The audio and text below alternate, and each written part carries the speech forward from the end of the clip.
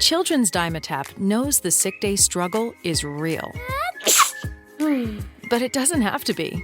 When sickness strikes, Children's Dimetapp works safely and quickly to relieve cough and other cold symptoms. And your kiddos won't run from its yuck-free sweet grape flavor. Trusted by parents for over 50 years.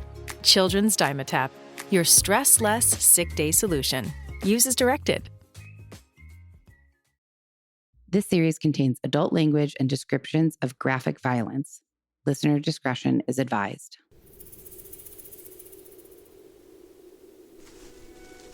Whoa. Recording in progress. Hello, and welcome to Death by Southwest. This is episode 93, and it's Tuesday, guys. I know that there was no bonus episode out yesterday. Truthfully, I felt like shit. I'm sorry. I did.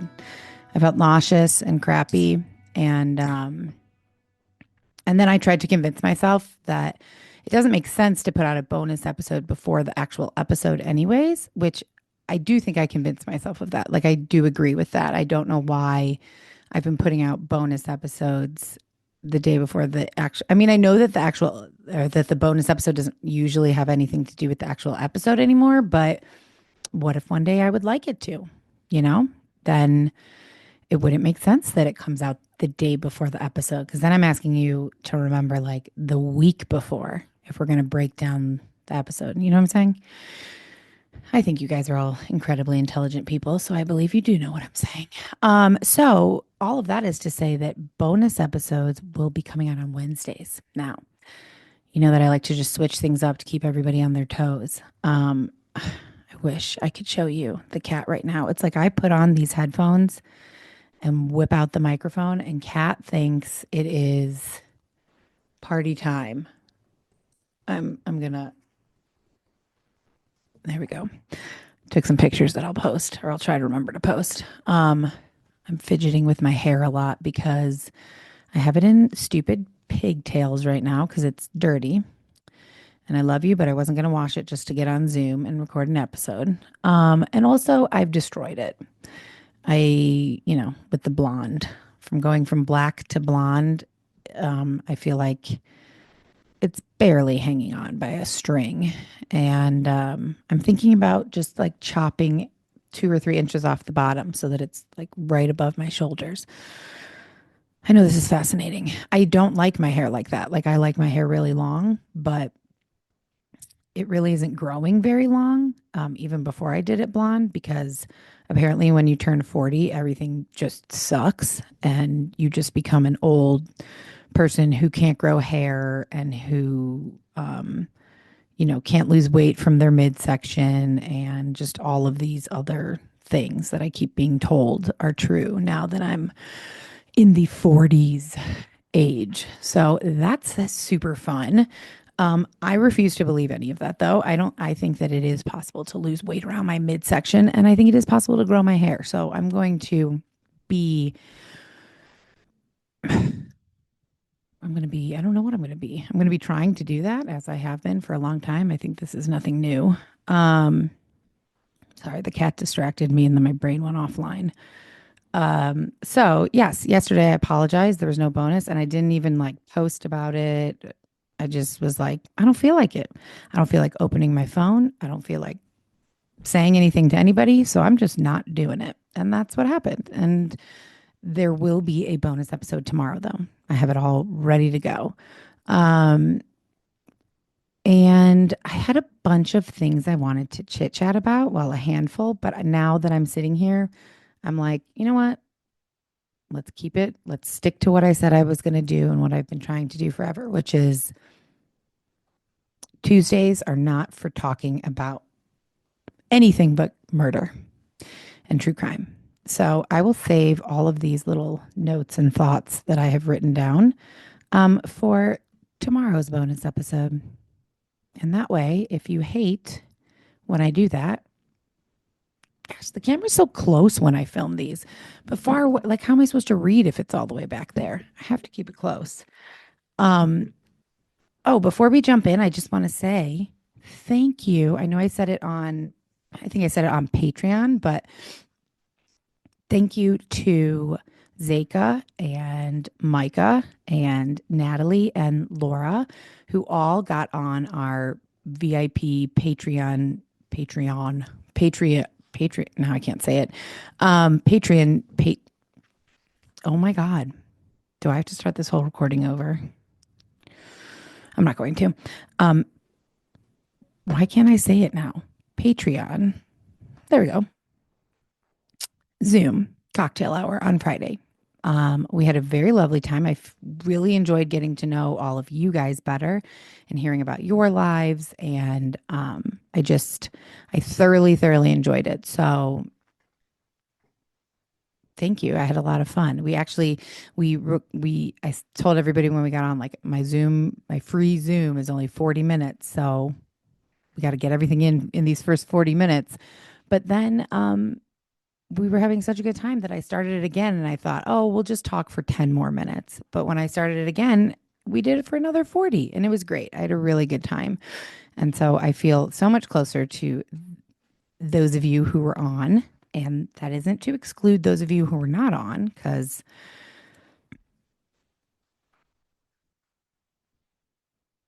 I just had a little hiccup in the microphone. Excuse me. Um,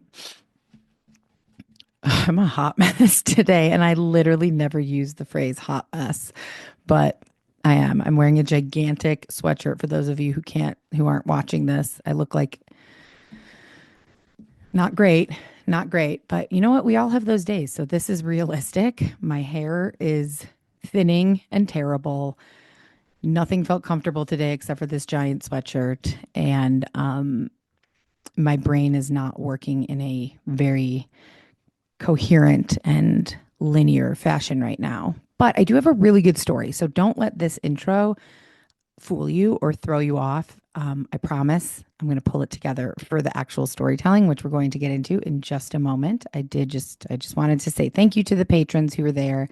Really enjoyed it. I hope that other people will want to do it. And look, if people don't want to join Patreon, but really want to do, like, that's something that would be exciting for you, which feels like a very weird thing to say. And I'll talk about that more tomorrow on tomorrow's bonus episode. Like, yeah, I'm going to save that for that. But if it is something that anyone else would be interested in doing, but you're like, I can't afford Patreon, which I can't fault you for. I understand money troubles, certainly. So maybe we can do, like, once in a long while, do one for everyone. Although I do feel like I really appreciate my patrons for being patrons, for, like, they know a lot about me. I share a lot. There is no filter on Patreon. So I don't know where I'm going with this or what road I'm going down. It's a road that I'm going to turn around from and reel it back in and just focus right into our episode today. You know what? No, I'm not. I have to lean away from the camera and microphone when I take a sip of water, because still that comment of, like, mouth smacking mouth sounds still stands out to me. And I don't want to listen to that either. So, like, I can't fault that person. And I guess I'm so comfortable in front of the microphone that, like, all the sounds come out and I don't try to hide those or filter them, which is pretty rude. But I am trying now. I'm trying now to be a little more professional on the microphone. And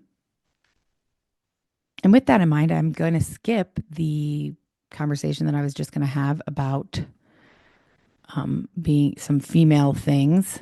So I'm typing this in my notes for tomorrow. Female things. And I guess that's it. Okay. Let's begin our story today.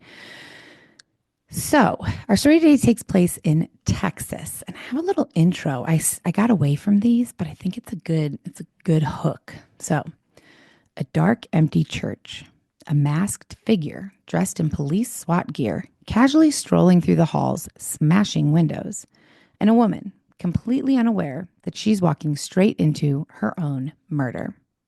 This is the story of Missy Bevers, a case filled with eerie surveillance footage, cryptic clues, and a suspect that to this day has never been found. So, yes, guys, this is an unsolved one. Putting that right here at the top. And I did look at various videos when researching this about this case, and I heard Beavers and Bevers. It's Bevers. And I never want to mispronounce anyone's name, let alone a victim. But I want to say Bevers, but I heard Beavers more. I'm going to try to avoid saying the last name as much as possible, basically. But just wanted to let you know that. So, okay. Our story, like I said, takes place in Texas, mostly in Midlothian, Texas, which I just love the sound of that.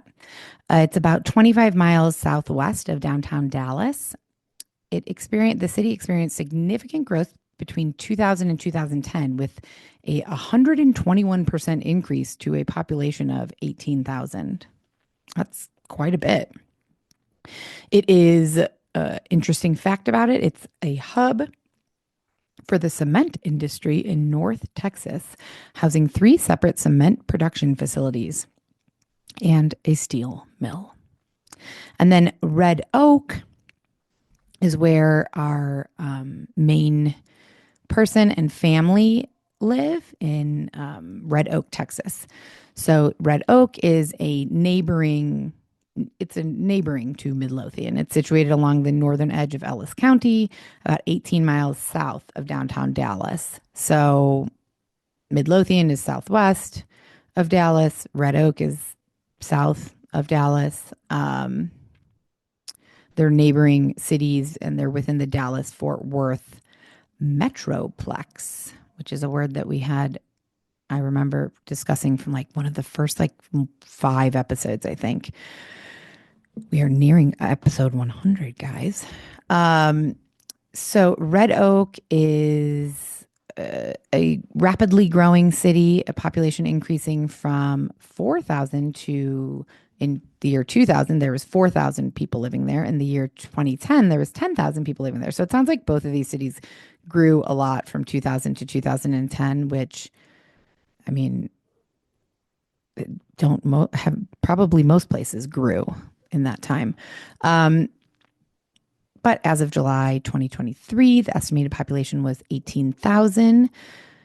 Notable fact, Red Oak was originally known as Possum Trot due to the abundance of possums in the area. Weird. I did not read that before right this moment, as if you couldn't tell from the surprise in my voice. The only thing that I sometimes don't go over before doing this is the sense of place. I'll just look up some facts, copy and paste them into my little note thing here. I love possums, by the way. I know a lot of people think they're gross looking. They're not. I found a very small, infant baby possum years and years ago. And the mom had been run over. I didn't actually. The woman I worked for did. I couldn't have handled that. But she took the baby. I still to this day wonder, were there other babies? Because there's generally more than one. But I don't know. I didn't ask. I didn't want to know. I'm sure I asked at the time. Anyways, took the baby, put it in a terrarium, and kind of brought it back to health. Nursed it back to health until I could get it to a wildlife place. And oh my God, was it not the cutest thing ever? It was. I don't know why I said that weird. It was the cutest thing ever. Let's see. In 2023, Google announced plans to build a $600 million data center campus on a 375-acre site off of Ovilla Road in Red Oak, marking it as the second data center to be built in Texas. I feel like I should know what a Google data center is. I don't, and I'm not going to look it up right now. So let's jump into it. We are going to talk about Terry Leanne Missy. And Missy has air quotes around it, but on my paper it has real quotes around it. She went by Missy. Her name was Terry Bevers. She was born in Graham, Texas in August of 1970. She grew up in Jacksboro, Texas, where she was the middle child between two brothers. She had brother Clifford, who she lovingly referred to as Bubba, and a brother Clint. From a very early age, she had a real gift for bringing people together. She welcomed anyone who wanted to have fun, to like hang out with her, to be around her, to be in her group of friends. She was great at bringing people together. I just said that. Now I've said it twice. She had obviously, if she's good at bringing people together, she had a very magnetic personality. You know, it was said that she never met a stranger, meaning everyone she met. Sorry, I probably don't need to explain that to you, but I'm going to. Meaning that everyone she met, she was instantly friends with. And I can appreciate that. I like that. I like that personality. And I feel like most of the time I am similar to that. Like I like just about everybody I meet, and I feel like I'll talk to just about anybody. Yep. Hard to transition sometimes, when I say something and then I'm like, how do I transition back into the story? So this is me transitioning back into the story, guys. Missy was always willing to help others in any way she could. She graduated from Jacksboro High School in 1988, and she attended multiple different colleges before earning a Bachelor of Science degree from Tarleton State University in 1995. I really want to say Tarleton, but I'm thinking that's not right. She spent several years working in the retail industry before she kind of felt like she needed to find a new purpose in life. Right around then, she also met and married Brandon Bevers. They were married on June 20th, 1998. And she decided to switch careers at this point. And she went and got a teaching certificate in special education and worked as a special ed teacher for several years. Now, if you've been a teacher, or you have teachers in your family, I still think, I know this sounds super elitist maybe, or like snooty to say, I feel like you can't understand the difficulty of being a teacher of any grade, of any age, unless you've been a teacher. There's so much. Like, I know that it's very cliche for people to be like, oh my God, you're a teacher. Thank you for what you do. That's so amazing. And like, everybody says like, I know how hard it is to be a teacher. And I do believe that people who aren't teachers understand it's hard to be a teacher. There are lots of jobs that are hard, but there is something very, I don't know. I've talked about it before, so I won't go deep down this rabbit hole, but being a teacher can be very difficult. And also, it was one of my favorite things I've ever done. Being a special education teacher takes a different level of patience and understanding, and just kindness, I think. So I think that just knowing she was a special education teacher, it's like, oh, I know who this woman is, and she's wonderful. After the birth of her first daughter, Hannah, in 2001, she decided to stay at home and become a stay-at-home mom, and then welcomed two more daughters, Allie in 2003 and Sarah in 2007. And she loved being a mom. She embraced it. She never felt like unfulfilled or bored. She just adored being a mom and being at home with her girls. And so they lived in Red Oak. That felt like an incomplete sentence, but it was meant to be complete. She loved the ocean and the beach. Oh boy, guys, we hear Indiana wine to come in. So give me a second. I'm going to pause here. Okay, we're back. And I'm sure the dogs will interrupt again. So I apologize in advance. So she was known for her, I feel like this is said, I feel like I've read this from so many people who, we've done 93 of these.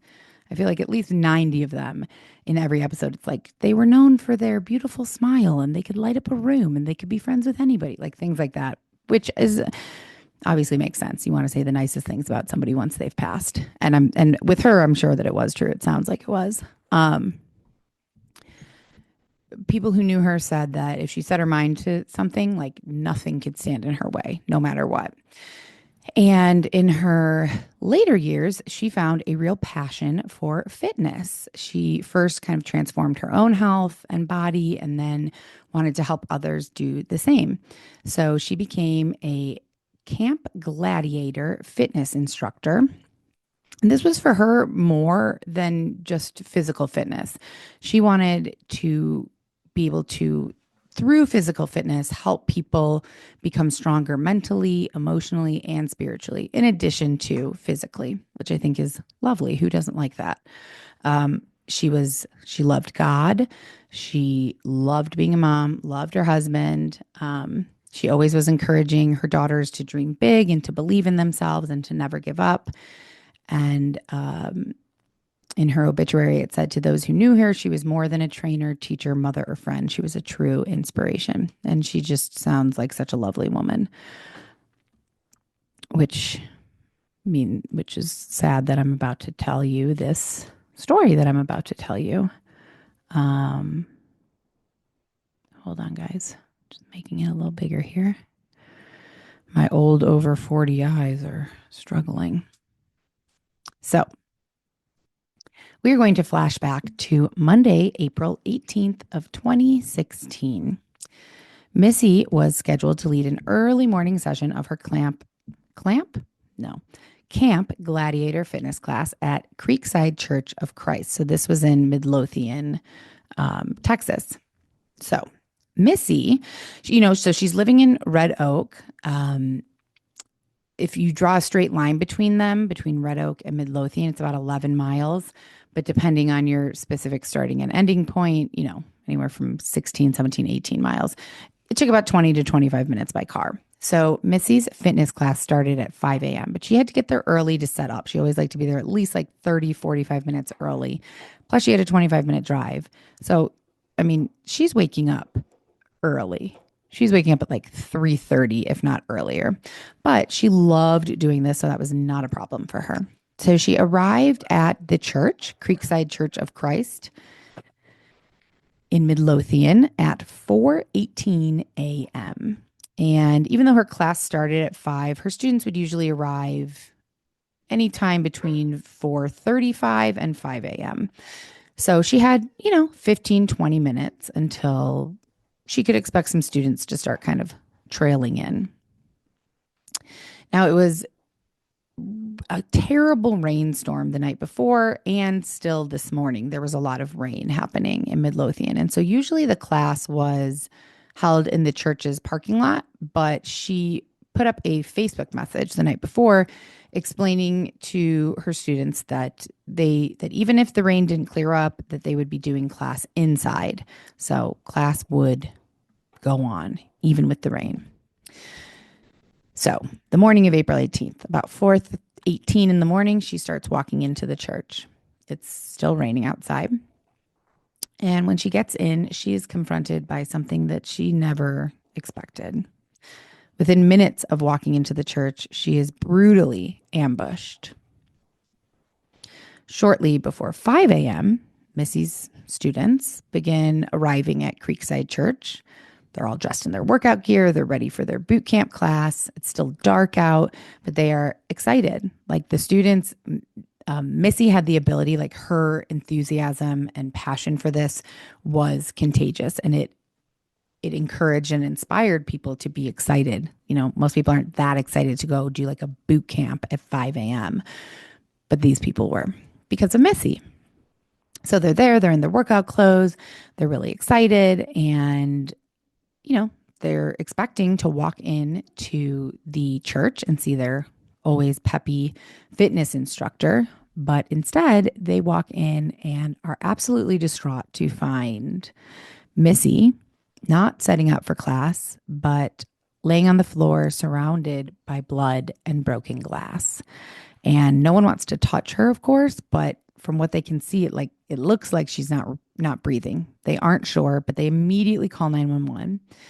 And within about 10 minutes, um, police and people from the fire department, firemen, firewomen, fire people, uh, arrived at the church which within about 10 minutes. So it was pretty quick response, and paramedics as well.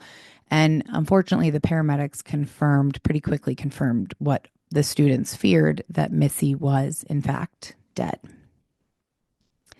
And aside from the horrific grief that the students pretty immediately and the entire town eventually felt, there was also a real creeping fear, because there hadn't been a murder in Midlothian for almost a decade at this point.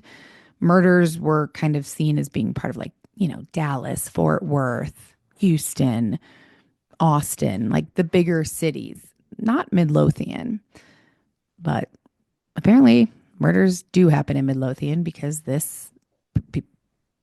police were certain that this was not like she fell and hit her head and accidentally died. This was pretty much looked at as a murder almost immediately. They had to wait for the autopsy for the official cause of death. But initially, it appeared that Missy had died from puncture wounds to her head and chest, which, for some reason, that is way more disturbing to me than, look, if this is your friend or family member, mother, wife, it doesn't matter. It's all extremely disturbing. And it is. I know I'm being too woke right now, but puncture wounds just really, like, that really gets me more than if it was like stab wounds or gunshot wounds. I don't know why. But yes, puncture wounds to her head and chest. Her injuries were so severe that initially investigators were kind of confused. They didn't understand what had caused these injuries. They were thinking maybe a screwdriver, an ice pick, but there was nothing around. There was no weapon around that they could find. So, of course, they immediately begin searching the church for any signs of who could have done this, if this person is still around. Entire building was searched. No one was found. The broken glass is a weird fact that was never really answered. I never really found an answer to. And I watched several documentary, podcast, etc., video clips on this, and of course fell deep into a Reddit hole on this one. And it was something that was never really answered. Like, there was a lot of broken glass around her, but why? Like, where did it come from? Now, in a minute, I'll explain that there was broken glass. It just was weird that it was around her body, because there was no windows, there were no vases, there was nothing that would have caused this broken glass to be around her body. I'm assuming that investigators looked into this broken glass and determined exactly where it came from, and was it moved around her body or what. I just never found any answer about it. So if you've heard this story and please let me know, because I might just be missing something. And it also could be nothing. I'm guessing it is nothing. Otherwise, it would have been a bigger deal in this investigation. But I really never saw it brought up, except for a couple other people who covered this also had the same question. Hold on. Excuse me. So, Tuesday, April 19th, the medical examiner completed an autopsy, but police decided not to release her cause of death because of the ongoing investigation. One of the investigators said there is strategic value right now in not releasing the medical examiner's report to the public, so we're not right now. Also, on Tuesday, April 19th, Missy's husband, Brandon, who was very much cooperating with police, spoke publicly with the media for more than 20 minutes, which is pretty impressive to me. Like, your wife just died yesterday morning. Holy cow, that would be really tough. He said that the last day and a half were a whirlwind and it didn't seem real, and he hasn't been able to slow down yet. He said, quote, "I haven't had a whole lot of time to get emotional about this yet. I've been dealing with the immediate needs of my children. This morning, I finally started thinking about the events that occurred yesterday morning, and so I'm starting with that process today." He said, quote, "My wife was a godly woman. She was a very passionate, Indiana's very passionate too. She was very passionate about changing people's lives with fitness and in changing their mental attitude toward the body and their abilities in life. I like it. I like her so much already. So, investigation starts pretty much immediately. And very quickly, there are multiple local agencies, as well as the FBI, U.S. Marshals, and the Bureau of Alcohol, Tobacco, and Firearms and Explosives, ATF, assisting in the investigation. I'm sorry, my mind just went to, obviously, I know ATF, aware of what it stands for and heard of it, but are explosives like a new additive to that? Because then it would be ATFE. ATFE. Doesn't have the same ring. On April 20th, the ATF, Texas Rangers, and Midlothian police went to the church and they used a dog to search the interior and exterior for gunshot residue or other explosive powders, hoping that maybe that would lead to something. Because at this point, they only have Missy's body and that's it. The broken glass, of course, we assume they are dusting for fingerprints and doing all the things to looking for DNA. But initially, at least at this point, there's really not much. So investigators thought perhaps that she was the victim of a burglary gone wrong. Maybe the person wasn't expecting anyone to be there in the morning. They were startled when Missy showed up and then they panicked and killed her. But this theory fell apart pretty quickly, or at least it didn't remain in the forefront of their investigation because there's really nothing to steal at this church. This is a tiny town, a tiny church. It's not like, it's not like a mega church, where people are giving tons of money and they have thousands of dollars in the back room or whatever. Also, nothing was stolen. Now, there wasn't much that could be stolen. I mean, maybe some audio equipment and things like that, but it wasn't. Nothing was stolen. Nothing was missing from the church. Nothing was missing off of Missy, not her. No, her jewelry was all there, her money in her wallet, nothing was taken. Also, the timing was pretty precise. It's 4:18 is a weird time to show up at a church in the pouring rain on a Monday morning. So for someone to it's not a robbery, so no one's there trying to rob the church and then they're startled. Someone's there, it seems to kill her, waiting for her. So robbery, burglary gone wrong, it's pretty much not. It's pretty much eliminated from the thought process early on. Something that was a big break in the case is that there were security cameras inside and outside the church. Unfortunately, the outside cameras were not working. They hadn't been working for a while, but the inside cameras were working and they were on all night long and all morning long. Police are thrilled, obviously. They quickly review the survey. They quickly get it. They're not rushing through reviewing it, but they're excited. They get it. They review it. And what they find is so weird. This is actually, I was reading about this case and I was I don't know. And then this part came up and I was oh no, I'm telling this story. So the video shows starting at 3:50 a.m., someone is wandering the hallways of the church. And they continue to do so until Missy arrives. This individual is dressed in full tactical gear, a heavy helmet, gloves, and a jacket, and thick looking pants. It looks like a SWAT team outfit, basically, but it's marked with the word police on both the front and the back. And I mean, the tactical gear is certainly strange, but what's really weird is how they're walking around the church. They are just casually strolling around, no big deal. And so I have a link to this footage was shared. I'm going to get to that, but this footage was shared. It's still out there. You can watch it. So I'll share the link in the show notes. But for the first little, the video is short. But initially it shows this person kind of like strolling around, trying different doors, and like one of the doors doesn't open, so they just move on. One of them does open and they like look in. One of the doors that they open, they walk in, turn around, walk out. And then at one point in the video, it looks like they have some type of weapon or tool in their hand. It looks like a hammer. I couldn't really tell. Uh, but there's lots of speculation online as to what exactly it is. It's a grainy video, clear enough to see this person for sure, just like traipsing around the church hallways.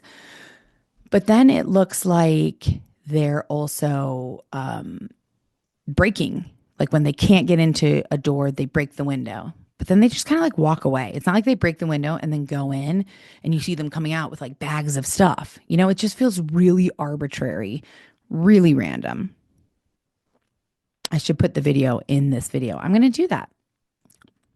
I just had that idea. So if you're watching this, you can be watching the video while I'm describing it. Awesome. So all this happened before Missy arrived. Like this person kind of strolling through and breaking random like glass windows on the interior doors. It looks a lot like a school. I don't know. I guess I don't have to explain this because I'm going to put the video in here. God, shut up, Margot. So the church doesn't have an alarm and the outside surveillance cameras aren't working, but they found marks on the back door of the church and smashed glass. And so they suspect that the suspect, whoever this was, used a pry bar or a hammer to smash the glass and open the side or back door of the church. And that's how they got in. So footage is pretty unsettling. I mean, like the footage itself is just weird and creepy. The way that this person is moving throughout the church, like not a care in the world, just calm, almost methodical, like not frantic. You know, you think if you're like robbing a place, no matter what time it is, and if you know people are showing up or not, you're going to be like, there's going to be some urgency to what you're doing. Not this person, but they're also not stealing anything. And then I didn't really notice this, to be honest, but this was a big part of this investigation. We're going to get way deeper into it, but it looked like this person had a limp, kind of an injury or a limp. That was a huge part of the investigation. And every other person I've heard talk about this agreed.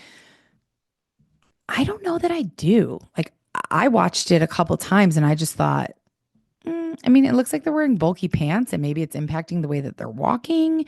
It doesn't look like a limp or an injury. It just looks like if if you had a full diaper on or something. Like it just looks like they're kind of like dragging their legs around. I don't know.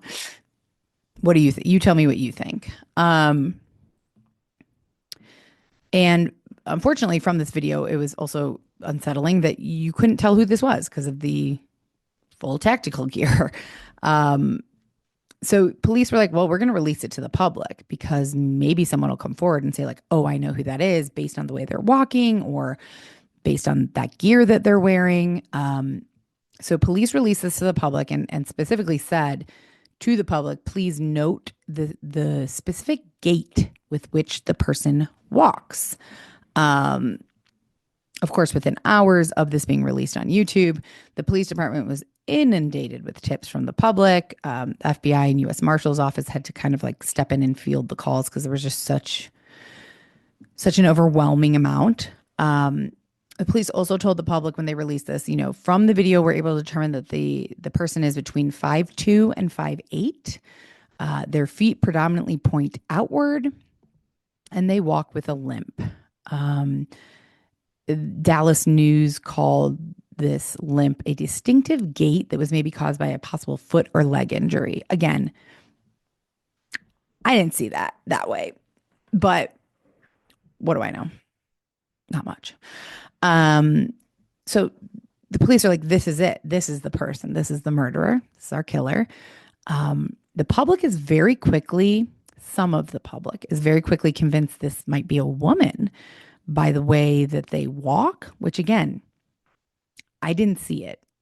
I didn't look at this and think woman or man. Just looks like a person walking. Police finally tell the public that Missy's official cause of death was a head wound with multiple punctures to her chest. According to police records, they said that these injuries are consistent with the tools that the person in the video is carrying, but they don't say what these tools are. And again, it looks like a hammer. I can barely make that out. Of course, this video now publicly, people are just speculating about what tools the person is carrying and is what the gender is and all that, which I don't know, more so than wondering. I mean, yes, there are many questions about this person. For me, why are they walking around breaking the windows? If you're going to make it, if they killed Missy and they're trying to make it look like a break-in or a robbery gone wrong, you need to steal some things, like take some stuff. I don't know what, take some Bibles. Who knows? At least steal something. Because if you're trying to make it look like a robbery or burglary gone wrong, like if you don't take anything, you're not doing a great job.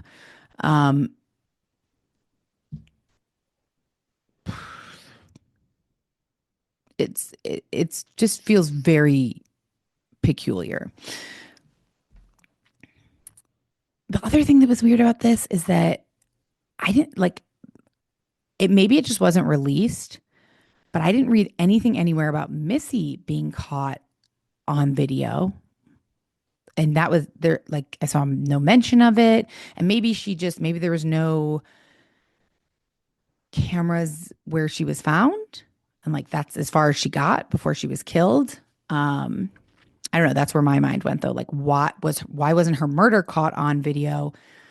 I can understand why you're not going to release that to the public, obviously, but why? Why? Lots of whys at this point. And a big question mark was the motive. So investigators, initially are struggling to find a clear motive for her murder. There's no obvious leads except for obviously this person dressed in tactical gear. But they have no idea who this person is. And so there seems to be like no apparent leads. There's nothing that they can right away point to. No motive, no lead. So they're like, well, we're going to dig into her personal life and we're going to start talking to some of her friends and family and see what that brings about.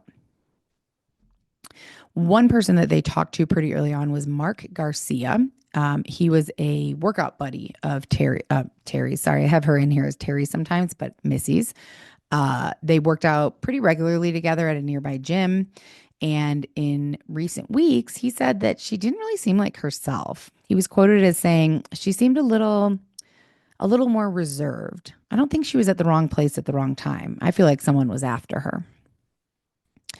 And Mark wasn't the only one who was concerned. Missy's husband, Brandon, he had repeatedly expressed his concern to her and to their family members, his mom, her, parents and stuff like that, that it made him nervous that she was driving so early in the morning on the dark roads and then showing up to like a building that no one was at, kind of in the middle of the night, and being just alone out there. And he thought that was potentially dangerous. Missy told him he was being overly cautious, that it was no big deal, and that she had nothing to worry about, which very unfortunately was incorrect. So investigators subpoenaed Missy's phone records and collected her electronic devices. Her mobile phone was not password protected, so they were in there pretty quickly and reviewing text messages, phone calls, emails, any other data. There was a search warrant that revealed that her iPad and her like personal planner, like calendar notebook thing, were also seized as part of the investigation. So in addition to combing through, obviously, her emails, text messages, and phone calls, they also dug into her social media accounts, specifically LinkedIn, which is that's not what I ever expect because, well, LinkedIn is not the same, like people who use Facebook and Instagram perhaps also use LinkedIn, but not for the same stuff. Like you're not posting what you ate for breakfast on LinkedIn generally. But Missy was using LinkedIn to promote her Camp Gladiator classes. And it also appeared that she was engaging in some private messaging on LinkedIn that may or may not have important information for the investigation. So it looked like before her death, she had been messaging multiple people on LinkedIn. And these messages fell into two pretty clear categories. Some of the half of the messages, let's just say half, were friendly, a little bit flirty, and the others were a little weird and kind of unsettling. Unfortunately, the exact contents of these messages were never made publicly available. But Midlothian police did issue a search warrant to LinkedIn, and that was made public. According to the warrant, the flirty messages started as polite conversations, but eventually became what was described in this warrant by police as intimate. And I mean, intimate can mean a lot of things. Podcasting is often called intimate because I'm one voice in your ear. And it's just a close, it's intimate. I can't think of another word. So calling these messages intimate doesn't necessarily mean, well, it's not evidence of anything, but it does leave me wondering what the hell was said in those messages. And I don't know.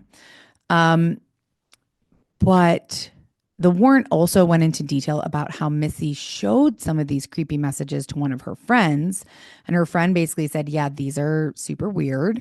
And when police spoke to the friend was like, I do remember her showing me these messages, but I don't remember who they were from. And I don't remember really what they said. I just remember thinking they were kind of weird and like off.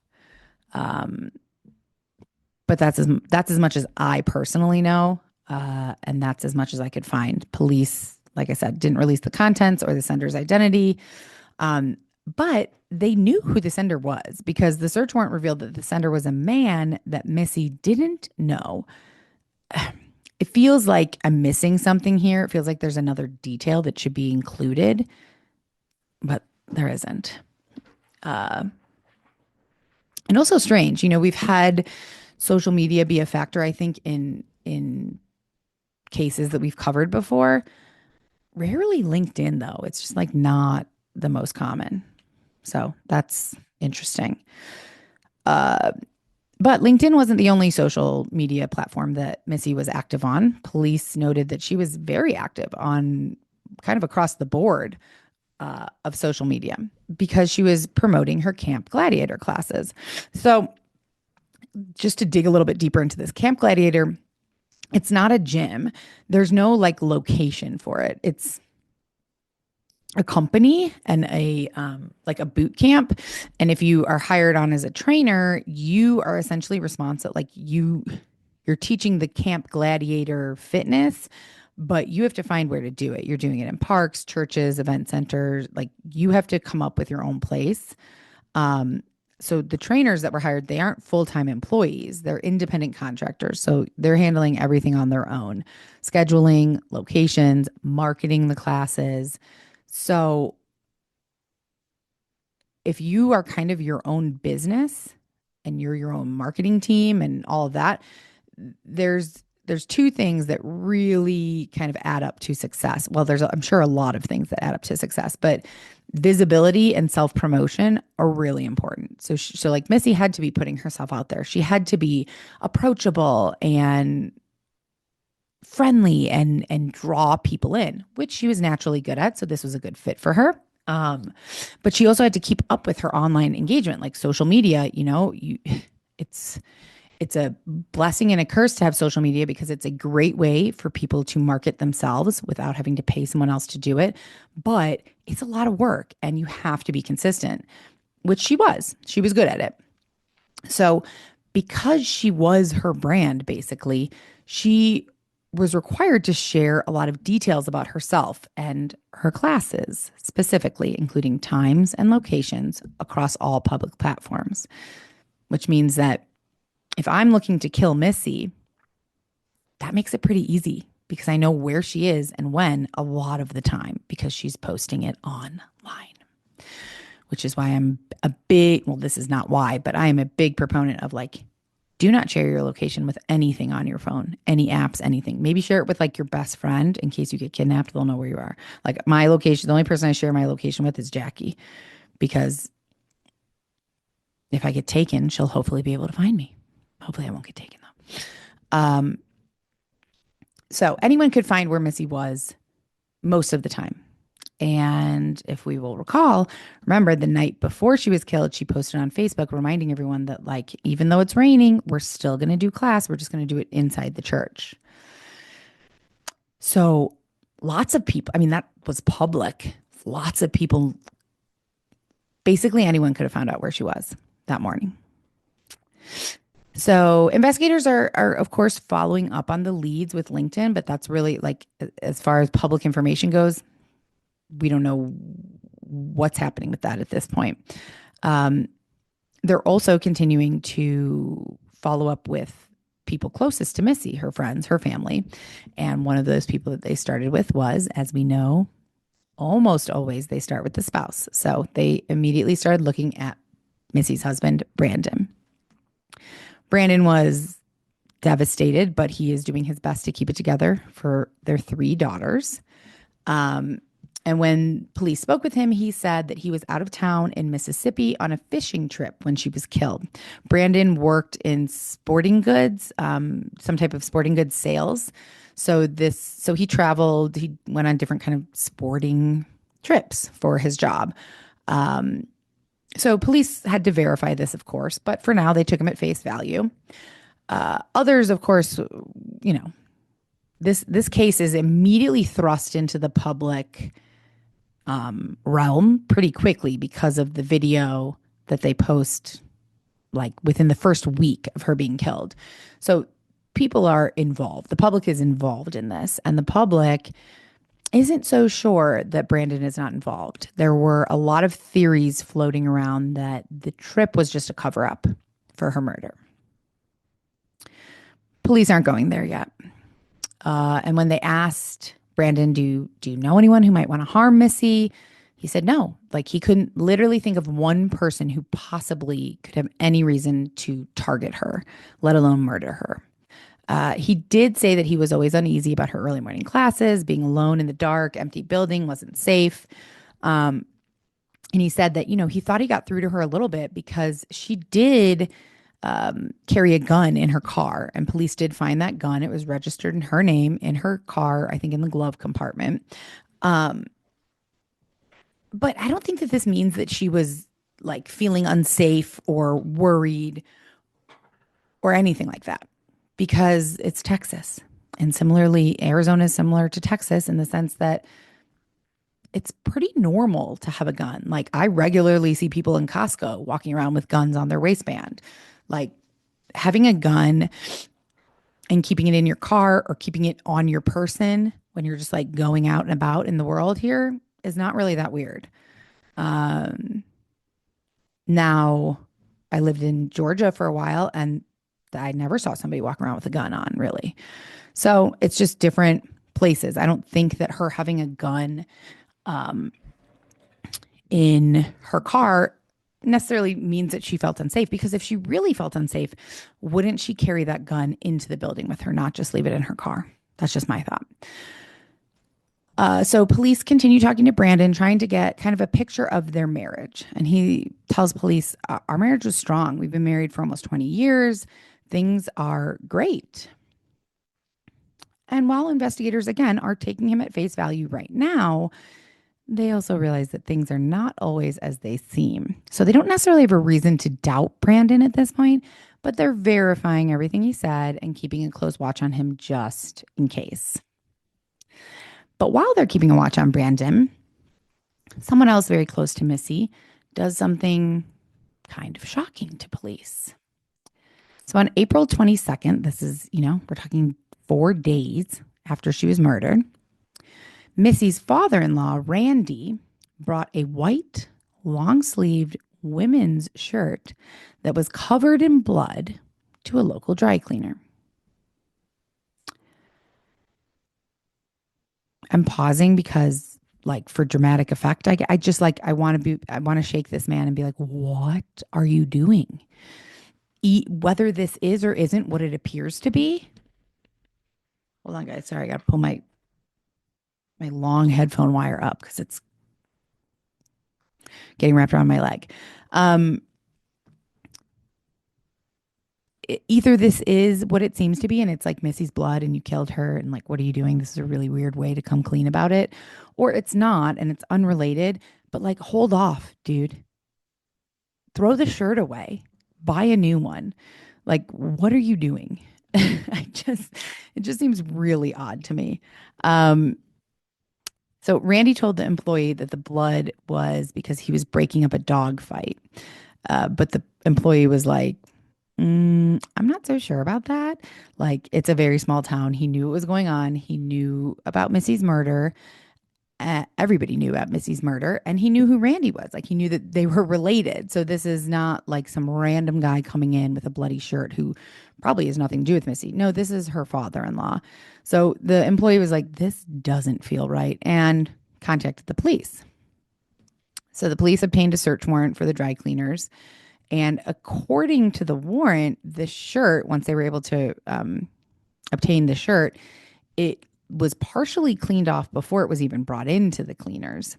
Uh, and so investigators, of course, want to talk to Randy. And as they're, I don't know if they've talked to him, if they bring him in, and this is when they notice, but they notice something strange about Randy. I'm assuming when they brought him in for questioning.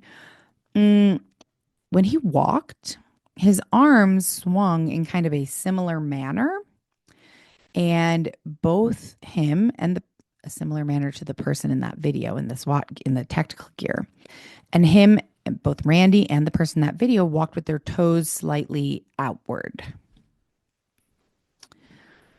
Wow, this speculation is immediately like wildfire spreading through Midlothian and surrounding areas.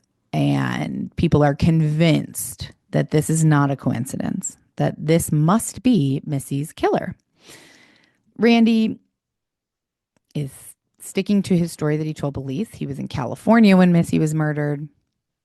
But whether that's true or not, it didn't matter. Like the public was sold on him as the murderer. So rumors are like spreading. You know, it's a small town. Rumors are spreading fast.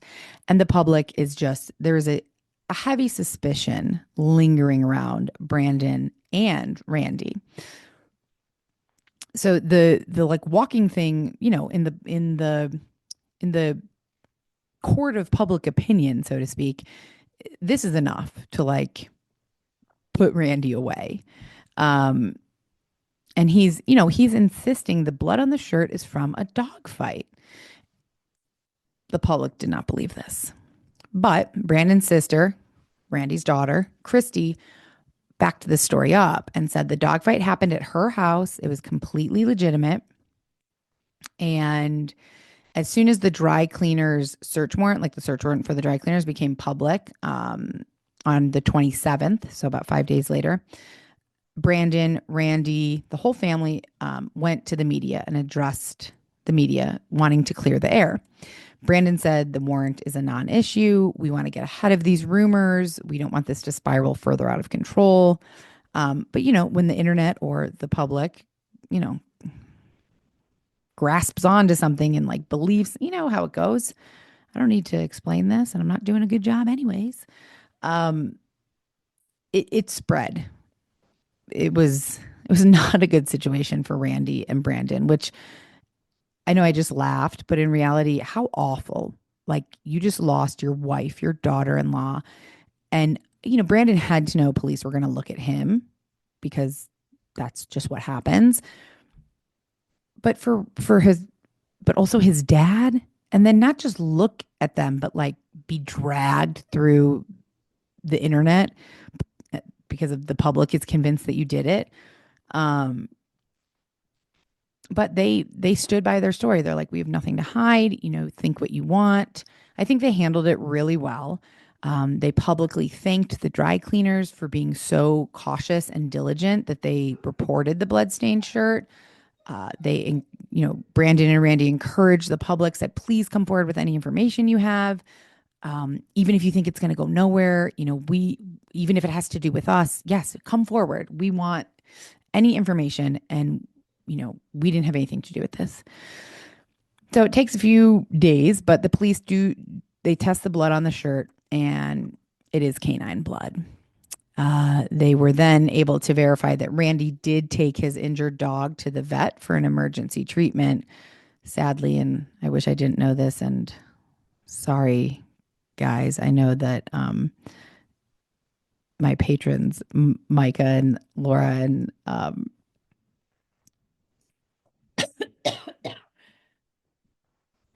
sorry guys, and Natalie, we're saying that, like, I always talk about my issue with animals, dead animals, sad animal stories. Like, I really can't handle it, but then I share them on here and make you guys hear it. And that's so true. And I feel so bad. Like the Roadrunner, it's terrible. It really upset me. Why did I then pass on that upsetness to you? It's so rude of me. So I apologize. I'm going to say it anyways, though, because I have it in my notes. So I'm going to. But the dog did later pass away, unfortunately, from his injuries. So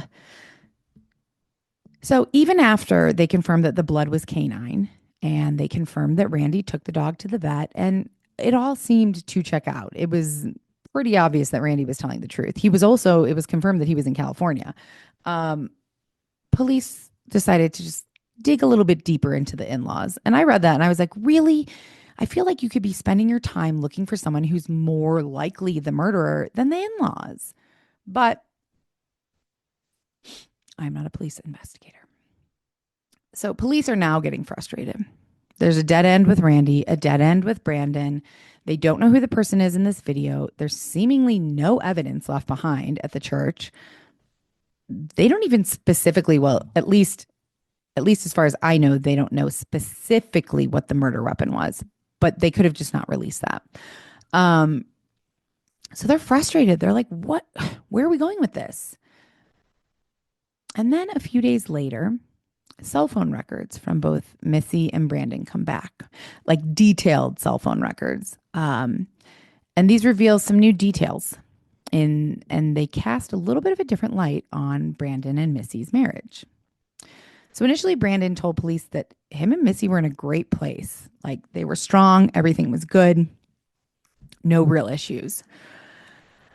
But when they got into Missy's messages and they were reading her existing and deleted messages, they discovered a slightly different reality.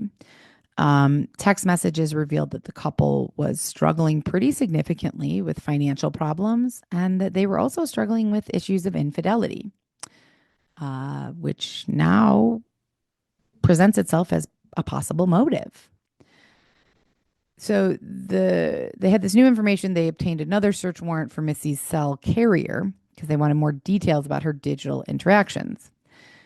With this, after getting this warrant, they were able to identify 9 specific phone numbers that belonged to persons of interest who had been in frequent contact with both Missy and Brandon. Among these contacts were family friends, a male camp gladiator instructor and his wife, and even Randy. So because this investigation is very public and kind of each step of it is being released to the public, whether directly by police or by press conferences. I do know that the police were holding a lot of press conferences during the investigation because they were encouraging the public to help. They needed help, hence releasing that video and so much information about this being public. And because of this, obviously, lots of online speculation. One theory that popped up was maybe Randy, he acted out of frustration because he knew his son was unhappy in the marriage. And he thought if he killed Missy, then Brandon could walk away from this marriage without having to go through a divorce. Like, how is that ever an option for, death and a funeral? That's way easier than divorce. Like, no way. I've been through a divorce. I've never died, but like, I can't the divorce was definitely easier than like if I had murdered my ex or had him killed. Like for sure, divorce is the way to go, guys, not murder. But this was a theory that was floated around a lot of places, specifically web sleuths. A few people on web sleuths thought Brandon and Randy maybe acted together, like they planned the whole thing together. And police, of course, also considered this possibility. Police are considering all possibilities. They're keeping their eye on Randy. They're keeping their eye on Brandon. But they've, at this point, confirmed their alibis. Randy was in California when Missy was killed, and Brandon was on a fishing trip when she was killed. So they kind of have to go based on that. And so now, nothing. Like, yes, there were marital problems, but Brandon has an alibi and Randy has an alibi. So neither of them did it, and they didn't conspire together to do it. Police are at a standstill, and they are very frustrated. Until May 20th. It's a little over a month after Missy's murder. At a press conference, police are publicly now officially ruling out Randy, Brandon, and the rest of the family. They are not persons of interest. They are not involved. Police want the public to know they are cleared. And while Missy's family seemed to be in the clear, at the same press conference, police announce a very interesting bit of information that they've come across.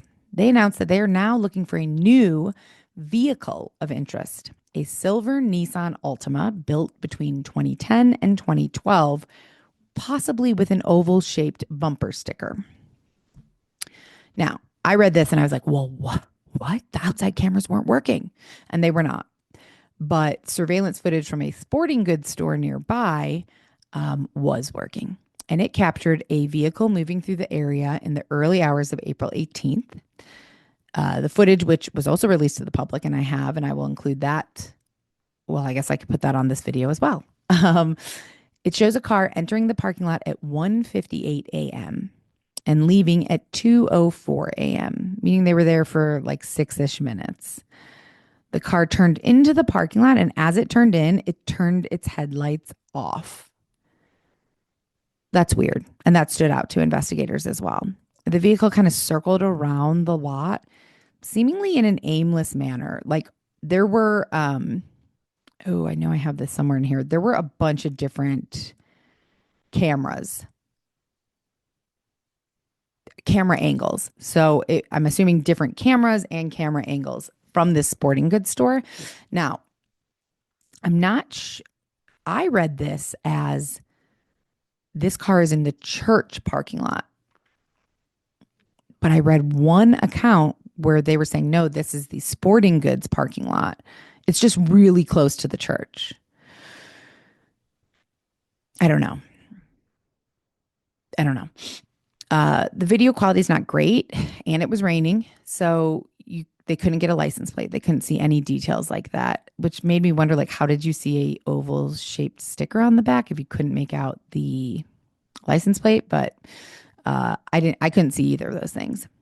The investigators are like, all right, well, let's try and figure this out. There could be a very good reason why this person turned into this parking lot, turned off its lights, drove around aimlessly, and then left at 2:00 in the morning. But if you're lost, if you're texting someone, if you're making a phone call, if you're looking at your map, if you're ordering a pizza, like anything like that, you're not turning off your lights, right? I mean, if I turn into a gas station and I park like in the front and my headlights are pointing into the store and there are people in there, yes, okay, I'm going to turn my lights off to not be rude. But if I pull into an abandoned, empty parking lot, I'm leaving my lights on so that like people know I'm there, right? I don't know. It seems like a very weird thing to do. But the police, it's so innocuous. It's like, this could be something or this could be nothing. So they couldn't officially label this person as a suspect, but they did say how, it's unusual actions and movement. And they said, given the close proximity to the crime scene and the time frame, maybe this driver saw something that was important, even if they didn't realize it at the time. They could have seen something, they could have heard something like that they didn't even know. So police are desperate to find this person because they think that while this person might not be a suspect, they might have pertinent information. I read some of the comments on the YouTube video, which I thought were pretty interesting. People are so observant, much, much more observant than I read some of these comments. I'm like, oh, you deserve a true crime podcast. You should have one. So this person said at 59 seconds, when the car is under the streetlight, there appears to be two people in the front of the car. Again, at 3 minutes and 14 seconds, when the car is directly under a streetlight, there appears to be two people. This is right as the car is pulling up to park for 3 minutes. This makes me think that the occupants could be checking out the car park before pulling up to have some fun. Also curious as to why we don't see the footage of the car entering the parking lot from the same camera as it leaves at 6 minutes and 50 seconds. The camera and lighting are clear. As you can see the text written on the curb, we only see the car pulling out of the car park.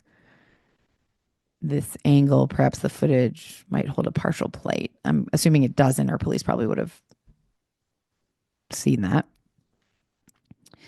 And then this is a different comment from a different person, which I agree. I didn't think this as eloquently, but I thought this.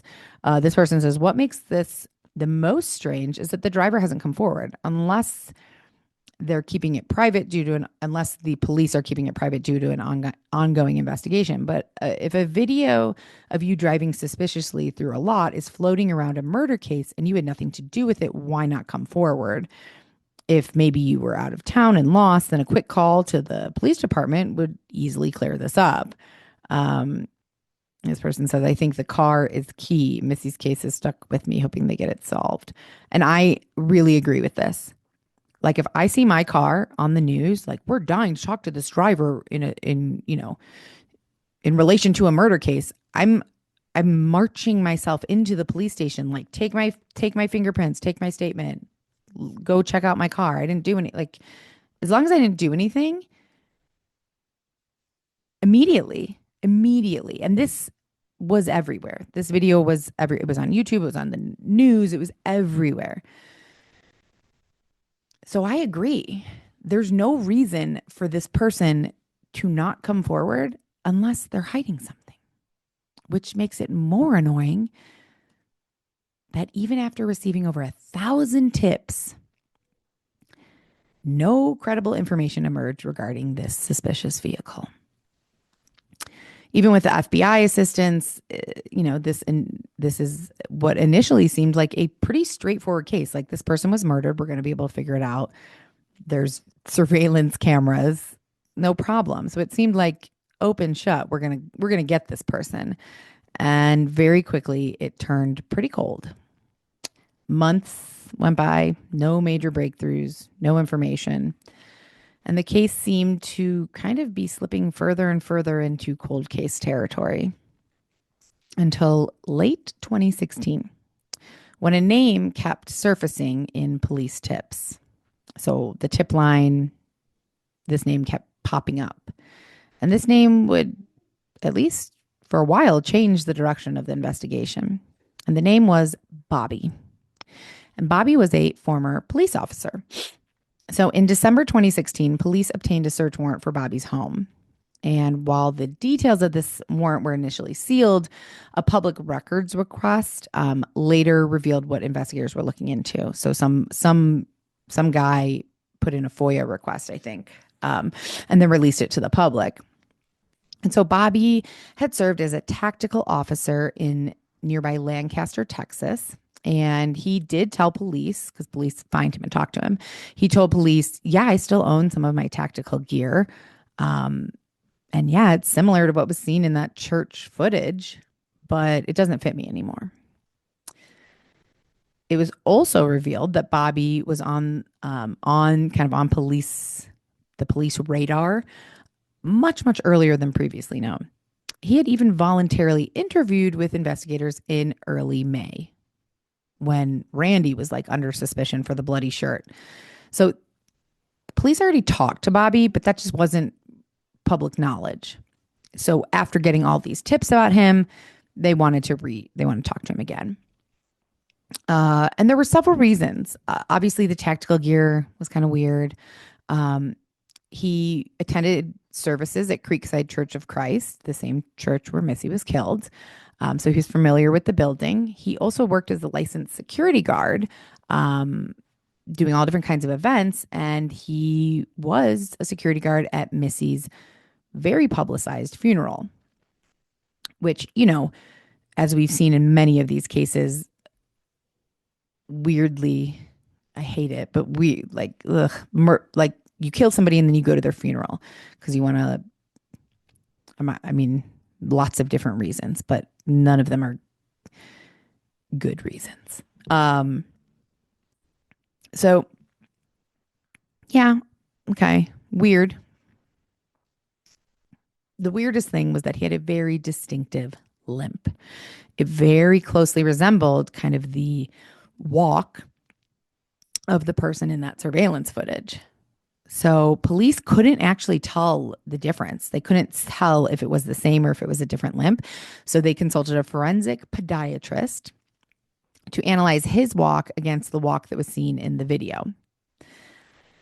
And then another detail surfaced that there was a second vehicle of interest. A dark SUV was seen leaving the church parking lot around 4:30 a.m. on the morning of the murder. And at the time of the murder, Bobby owned a dark brown 2014 Honda CR-V. So that matched that vehicle. It wasn't necessarily the exact vehicle, but it's a dark SUV. And furthermore, this wasn't Bobby's first encounter with law enforcement. A 1996 article from the Waxahachie Daily Light revealed that Bobby had been suspended from his police job after being charged with aggravated sexual assault. Now, it has never been confirmed or denied that Missy was sexually assaulted before or after her murder. So we don't know. So all of this, none of this was definitive, let's be honest, but they didn't have anything else at this point. So right now they have someone who owns tactical gear, police officer, former police officer, has a dark colored SUV, has a distinctive limp, was at Missy's funeral, goes to the same church as her. Like, this is all not looking great for Bobby. But there was one thing that didn't really add up with Bobby being the killer. And that was that he was over 6 feet tall. So he was out of the estimated height range of the suspect. And that is, I feel like there's a lot of things in this video of this person, the suspect in the church, that like you couldn't say 100%, like 100% they have dark hair, 100% they weigh 160. Like, you couldn't say any of that. But I think with technology today, and the fact that this person is walking through a hallway, going up to doors, like, you can pretty confidently say this person's height or height range. And 5'2" to 5'8" is a lot different than over 6 feet tall. So they didn't rule him out completely, though. They got another search warrant. They seized 12 electronic devices from his home. And while they didn't find anything that linked him to Missy's murder, they did find child pornography. And he was arrested in June of 2017 on child pornography charges. He remained a person of interest, but there was no direct evidence linking him. No DNA. No video of him specifically. It was clear that he wasn't in the video in the church. He passed a polygraph test. The forensic podiatrist, he couldn't even match his gait to the surveillance footage. The forensic podiatrist actually couldn't really identify like what was going on in the video. Like, what was up with this person's walking? Was it an injury? Was it a limp? Is it like how your feet are? Like, they turn inward when you walk? Do they turn outward? Your toes point at, like that can affect your stride, like how you walk. And the forensic podiatrist couldn't really determine anything about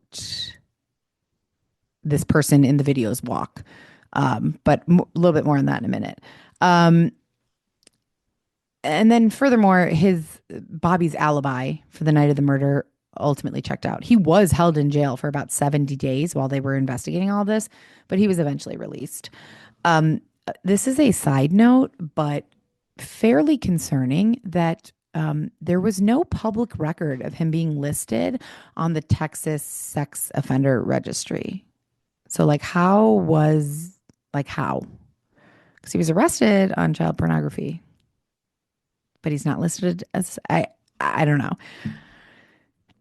Not great.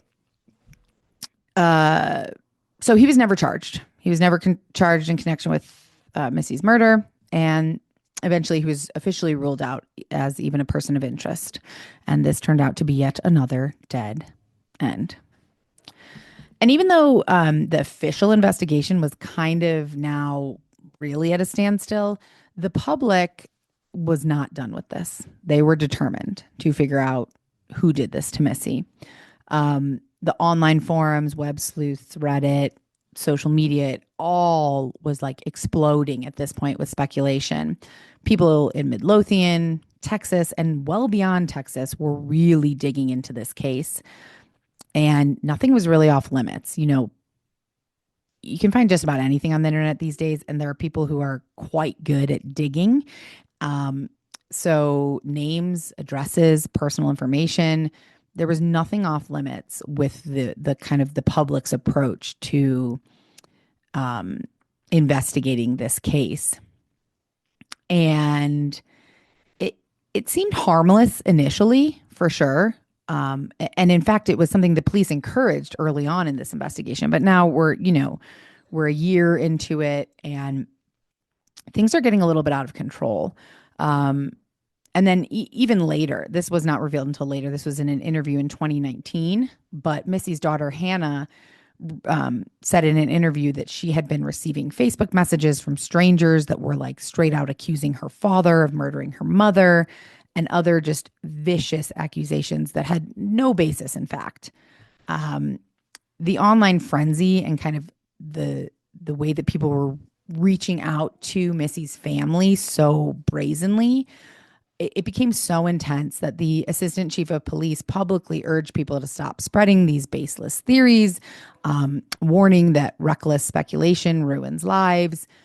But, the damage was done for Missy's daughters. They're all grieving the loss of their mother, and now they're being bombarded by people online and people attacking their family. What was clear beneath all of this is that this murder had really taken a hold of people in the public and upset them. And it's understandable. I mean, someone was caught on camera. Okay, not killing Missy, but it's fair to assume that the person that entered that church at 3:50 a.m., completely covered up so they were unidentifiable, had something to do with her murder, with a murder that occurred there 40 minutes later. So someone caught on camera moments before a brutal crime is committed, and they're still and we don't know who they are or what happened. I mean, it's terrifying. And lead after lead, it ends up dead end. Time keeps passing, cases going nowhere. First anniversary comes and goes. Second anniversary comes and goes. No arrests, no suspects, nothing. And now people are thinking, what if we've been looking at this all wrong? So in 2018, 2 years after Missy's murder, a new detective was assigned to the case. And this detective made a somewhat significant clarification to the public. In the early days of them taking over the investigation, they announced that while in the beginning, police referred to the suspect using male pronouns, Um, Now, 2 years later, they want to stop doing that because they don't actually know the person's gender. The suspect on the surveillance footage could have just as easily been a woman. And I mentioned this earlier because there were a handful, probably more than a handful, but there were people um, online who speculated about this and who thought this could be the case.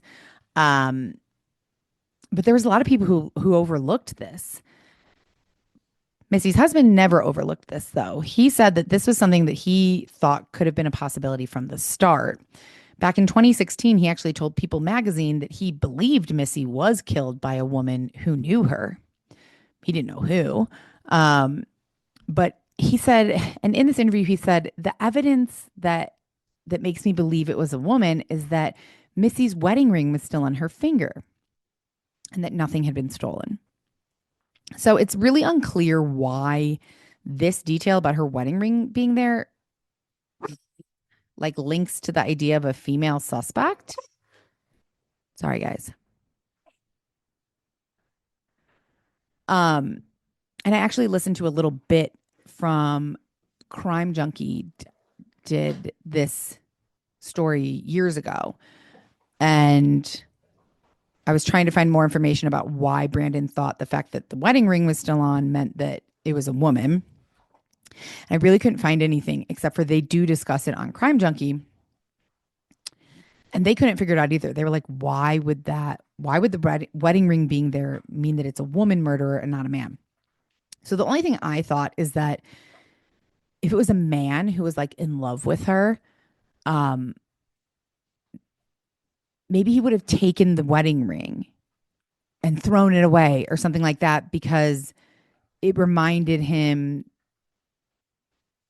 that I'm piecing this together in my mind as I go. I had thought about this before, but like he felt like he didn't want to be reminded that she was married to somebody else. But if it's a woman and it's not a lover's situation and not a robbery situation, then and it's just a crime of passion, but not jealousy or yeah, I don't know. None of that really works, I guess. I don't know. I would love to hear your thoughts. Like, why would Brandon say, I've always thought it was a woman because her wedding ring was left on? I'd love to hear your thoughts on that. And so man, woman, whoever, it at this point, pretty much everyone agreed it didn't seem like a random act of violence. It was a crime of passion. If she had walked in on a burglary, the person could have knocked her out, could have beat her up a little bit and then left. But she had these like multiple puncture wounds, which, it's a crime of passion, suggests an angry murder, like rage. And you usually don't feel that type of rage towards someone that you don't know or have some type of personal interaction with. It also wasn't like a calculated execution style killing, which often feels unemotional. This was filled with emotion, this murder. Just the level of violence really indicated by most accounts that this person knew her. So investigators never publicly stated who was responsible for the reported infidelity. Was it Missy? Was it Brandon? We don't know. But one theory that went around was that if Missy had been involved with someone outside of her marriage and that person was also married, it introduced another potential motive. It could have been the spouse of the person Missy was seeing. Maybe they found out about the affair. They blamed her. They were jealous, resentful, and possibly even murderous. So it's no secret that crimes fueled by jealousy are very common. We've had many of them. And murders fueled by emotion. Jealousy, certainly, but it's not always jealousy. But it's often jealousy. I'm sorry. I was just running through like, well, I don't want you, if you're not going to be with me, I don't want you to be with anybody else. That's a form of jealousy, I think. The height range of the suspect really kind of propelled these theories that it was a jealous, angry woman. um, because the height range is the exact height range for the average American woman, which makes sense. Most women I know are between 5'2" and 5'8".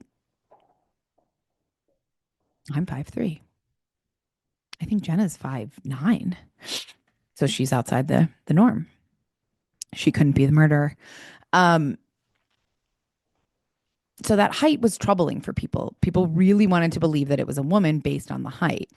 Uh, and the unusual gait. And what I just realized is I can't put the video inside this video because I can't download it from YouTube. So I'll just, again, have to include the link. Sorry about that. The limp, a lot of people started to say, like, it's not consistent throughout the whole video. Again, I don't really see a limp. So you really have to go watch this video because maybe I'm missing something, but I don't think they're limping. And again, the forensic podiatrist couldn't match this to any like injury or anything they'd ever seen before. Nothing clinical, at least. So what if the limp wasn't real? What if the person in the video was kind of walking weird so that you couldn't identify them? Now, I don't think that's it because I watched them and it looks like they just have kind of a weird walk. And it looks consistent to me. So I don't know. I'm going to watch it again after this. I suggest you watch it. I would love to hear your thoughts. But if it was a fake limp, and I'm saying limp with air quotes because, again, I didn't say a limp, it could have been like an on-purpose attempt to mislead investigators and throw off their true identity, throw them off from their true identity. If that's true, then this person is extremely calculated, and police have spent 2 years looking for someone with a limp when they should have been looking for someone who could impersonate a limp.